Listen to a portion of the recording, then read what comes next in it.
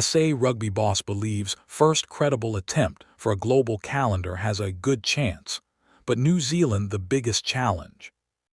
SA Rugby CEO Ryan Oberhalser believes that rugby is closer than it's ever been to creating a global calendar, with a crunch meeting set to take place next month.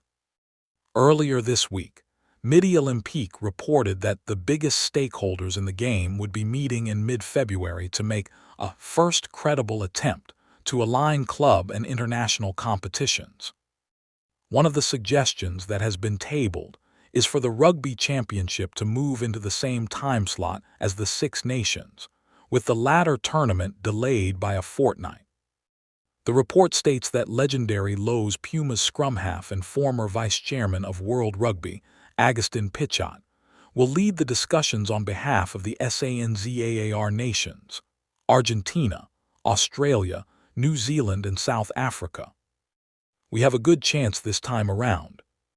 But Oberhalser has now provided details on the magnitude of the meeting and why there is a significantly higher chance that an agreement to create a global calendar can be reached this time around. He explains that Australia and New Zealand have provided the stumbling blocks previously, but this time around, the former is more open to the idea. However, work still needs to be done with the latter.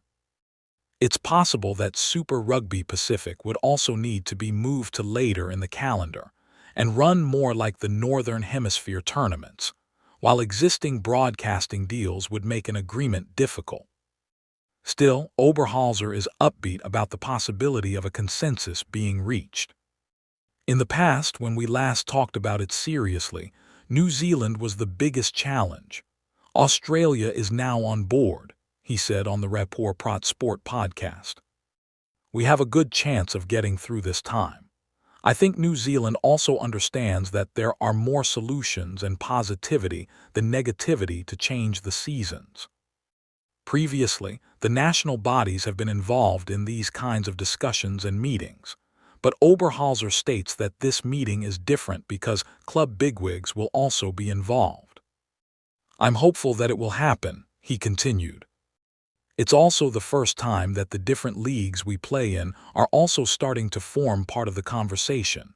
The top 14, PREM Rugby, the United Rugby Championship, and others. There is a much larger group of people who are talking about how important one season is, so big that you can no longer ignore it. Win-win for club and country. Achieving a global calendar has commonly been viewed as the best thing for the international game, but the club competitions, involvement in the meeting, suggests that a more win-win compromise could well be the goal of the discussions. The CEO states that a global season is of high importance to all countries, as it would also make it easier to create sufficient rest periods for players and open other opportunities. You buy time and have better rest periods for your players. If we are selfish as South Africa, it works fantastically because we have one foot in the north.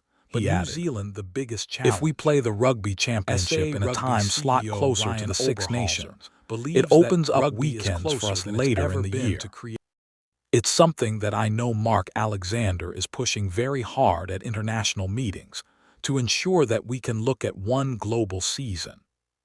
He continued, if we get a global season, maybe we can have a few weeks open towards the end of the season, and then we can sit down and see how we best fit the competitions in. I'm not saying it's going to happen, but at least there's an opportunity to have a look at it.